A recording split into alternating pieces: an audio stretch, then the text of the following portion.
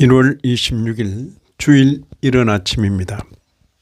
오늘 말씀 읽기 본문은 이사야 34장입니다. 본문을 다음 세 단락으로 나눌 수 있겠습니다. 첫째는 1절 이하 4절 모든 대적자를 향한 심판 예언. 둘째는 5절 이하 15절 에돔에 대한 심판 예언. 마지막 세 번째는 16절, 17절 심판의 확실성. 오늘 본문에서는 선민의 모든 대적자들에 대하여 일반적으로 심판을 예언하면서도 특별히 인근 국가인 에돔에 대하여 심판을 선언합니다. 하나님은 선민의 하나님으로 불립니다. 선민의 하나님이라 해서 선민만 상대하는 분은 아니십니다. 선민을 특별히 상대하시되 선민을 위하여 열국을 경영하시는 분이십니다. 크게는 열국을 경영하시면서도 작게는 각 민족, 각 백성을 상대하십니다. 1절에 열국이여 너희는 나와 들을지어다. 민족들이여 귀를 기울일지어다. 땅과 땅에 충만한 것, 세계와 세계에서 나는 모든 것이여 들을지어다. 들을지어다. 열국, 민족들 이렇게 표현되는 것입니다.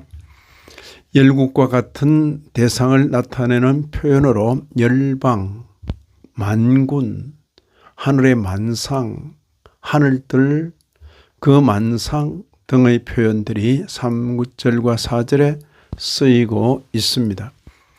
대상에 있어서 예외가 없는 보편적인 심판을 선언하십니다.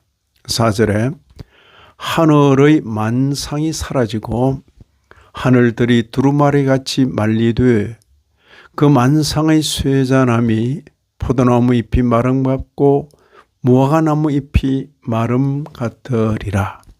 그 만상의 쇠자나무 포도나무 잎이 마름 같고 무화과나무 잎이 마름 같으리라.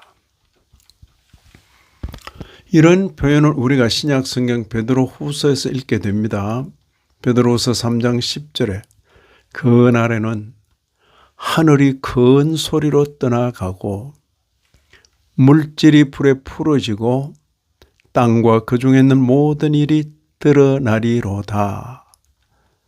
베드로후서 3장 12절 하반절에도 그날에 하늘이 불에 타서 풀어지고 물질이 뜨거운 불에 녹아지려니와 예언의 전성입니다.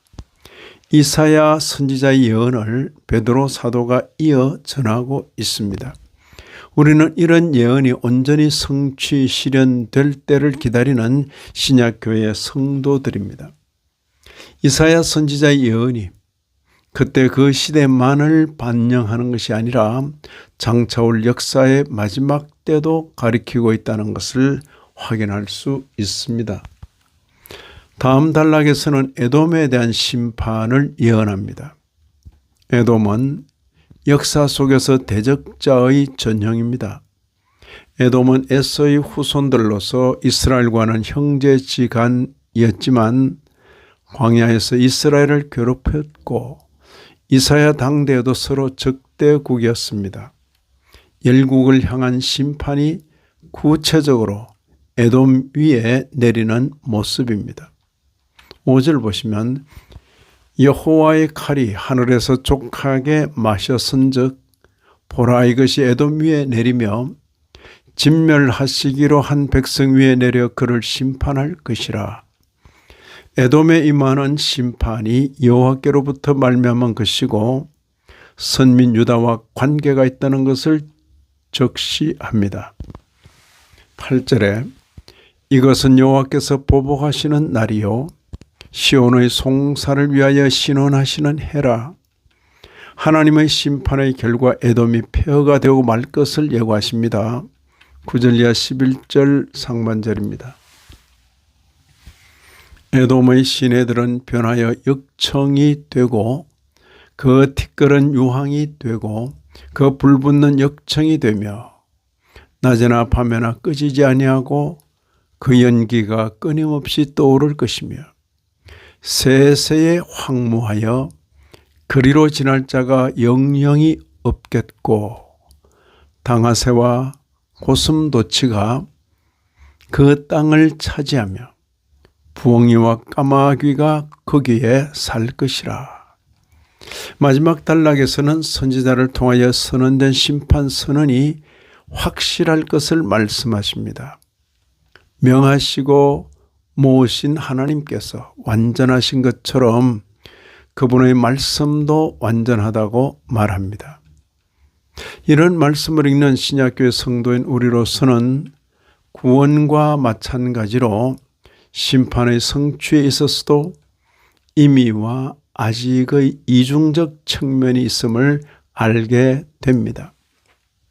또한 임의와 아직 사이의 종말론적 긴장의 시대를 살아가는 성도로서 최종 심판의 날이 최종 구원의 날임을 알고 마라나타 주여 오소서 하는 신앙으로 살아가야 하겠습니다.